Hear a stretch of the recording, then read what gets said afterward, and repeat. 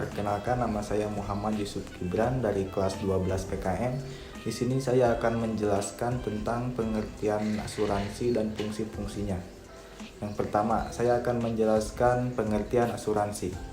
Asuransi merupakan perjanjian hukum yang mengikat dua belah pihak berupa penanggung dan tertanggung. Dalam asuransi, penanggung akan memastikan pertanggungan keuangan dari kerugian yang akan mungkin dialami oleh pihak tertanggung dalam keadaan tertentu. Yang kedua, saya akan menjelaskan fungsi-fungsi asuransi. Di sini terdapat 3 fungsi utama asuransi. Di antaranya yang pertama adalah memberikan kepastian. Asuransi akan memberikan kepastian terkait pembayaran dan ketidakpastian akan kerugian. Pasalnya, kerugian dapat dikurangi dengan perencanaan administrasi yang lebih baik. Jadi, asuransi membantu membebaskan pemegang polis dari tugas yang begitu sulit untuk mengatur sejauh mana kerugian yang bisa terjadi dalam hal-hal tersebut. Risiko sendiri bersifat tidak pasti kapan akan terjadi atau mungkin tak akan terjadi sama sekali. Ketidakpastian waktu dan jumlah kerugian inilah yang dapat dihilangkan asuransi kepada tertanggung. Terkait tertanggung sendiri, dibebankan oleh premi agar kepastian tersebut dapat diberikan. Fungsi utama asuransi yang kedua adalah memberikan perlindungan. Fungsi utama selanjutnya dari asuransi ialah untuk memberi perlindungan dari kemungkinan terjadinya kerugian. Kerugian ini tidak pasti akan datang atau waktu datangnya, dan bila terjadi risiko, seorang dapat menderita kerugian entah sebesar apa tanpa adanya asuransi. Sebab itulah asuransi hadir untuk menjamin adanya pembayaran atas kerugian untuk melindungi tertanggung dari penderitaan. Memang mereka tak bisa tahu terjadinya risiko, tetapi mereka siap menanggung kerugian atas risiko tersebut. Fungsi utama kerugian asuransi yang ketiga adalah pembagian risiko. Oleh karena risiko bersifat tidak pasti, kerugian yang timbul dari risiko pun tidak pasti. Saat terjadi risiko, tentunya umumnya kerugian yang turut timbul akan ditanggung oleh mereka yang terkena risiko. Pada zaman dahulu, pembagian risiko hanya dilakukan ketika adanya kerusakan atau kematian. Namun pada zaman ini, dengan adanya probabilitas risiko, hal tersebut dapat disesuaikan dan diterima oleh setiap orang yang memberi premi untuk pendapatan perlindungan. Perkenalkan, nama saya Dupi Alpiansa dari kelas 12 PKM. Di sini saya akan menjelaskan jenis-jenis asuransi. Yang pertama, asuransi jiwa. Demi melindungi keluarga karena kematian dini atau kematian selama masa polis, kita dapat memanfaatkan adanya asuransi jiwa. Yang kedua, asuransi berjangka.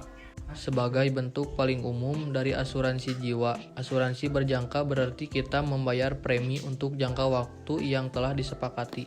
Yang ketiga, asuransi seumur hidup. Asuransi seumur hidup ialah yang memberikan pertanggungan seumur hidup dan umumnya hingga mencapai usia 99 tahun. Yang keempat, asuransi unit link. Asuransi unit link ialah asuransi sekaligus rencana investasi. Yang kelima, asuransi kesehatan. Selain asuransi jiwa, kita dapat membeli asuransi kesehatan untuk diri sendiri atau keluarga, seperti pasangan, orang tua, saudara, sampai buah hati. Yang keenam, asuransi pendidikan. Mirip seperti asuransi unit link, asuransi pendidikan pun bisa berfungsi sebagai skema investasi. Yang ketujuh, asuransi investasi. Asuransi investasi di mana kita dapat membeli polis sekaligus melakukan investasi. Yang kedelapan, asuransi kendaraan. Asuransi kendaraan merupakan suatu hal yang wajib demi melindungi aset berharga dari kecelakaan atau kerusakan lainnya dan menutup kerugian yang mungkin perlu ditanggung. Yang kesembilan, asuransi kecelakaan. Asuransi kecelakaan seringkali disepelekan karena masyarakat beranggapan perusahaan mereka telah memberikan perlindungan atas kecelakaan saat bekerja. Yang ke-10, asuransi korporasi. Perlindungan akan didapatkan karyawan dari suatu korporasi dalam asuransi korporasi yang merupakan asuransi kumpulan.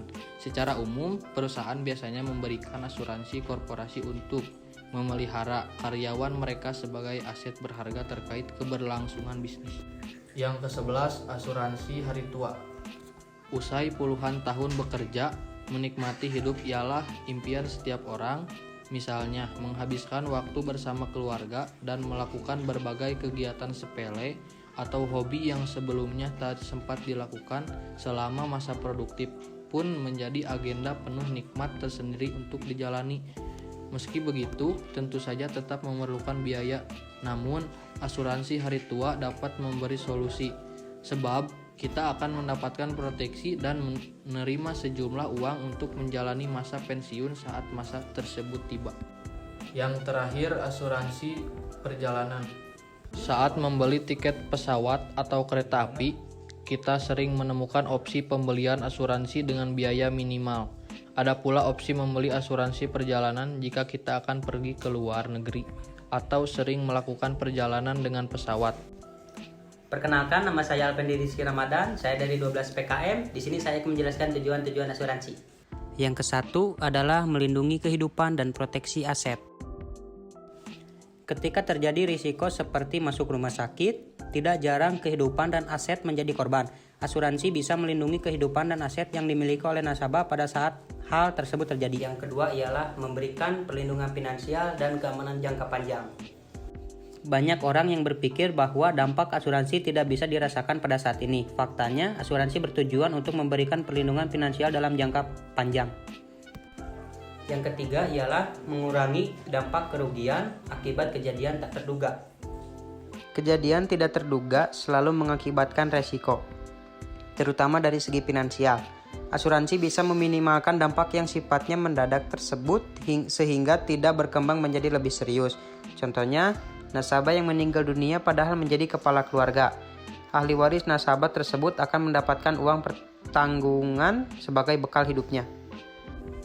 Selanjutnya di sini saya akan menjelaskan tentang manfaat memiliki asuransi. Yang pertama ialah perlindungan finansial.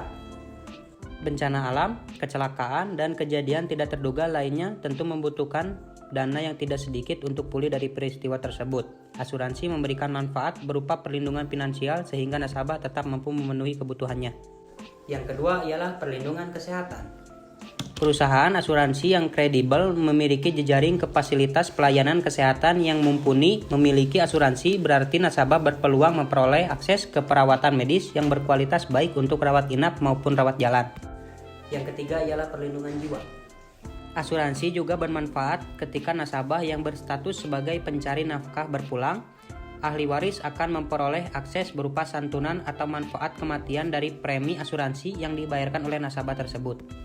Yang keempat ialah perlindungan pendidikan. Biaya pendidikan yang tinggi dan selalu meningkat tentu menjadi kekhawatiran bagi orang tua.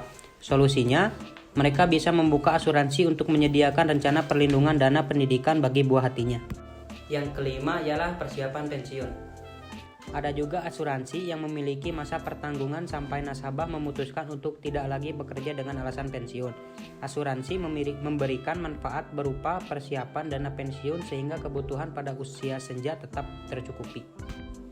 Selain jenis-jenis di atas, ada pula berbagai macam polis pertanggungan asuransi terkait dengan barang, furnitur, mesin, dan lain sebagainya. Ada pula jenis asuransi untuk kebakaran, kerusakan karena kebakaran, laut, dan sebagainya. Itulah berbagai pembahasan terkait pengertian asuransi dan berbagai manfaat yang bisa kita terima jika ada manfaatnya.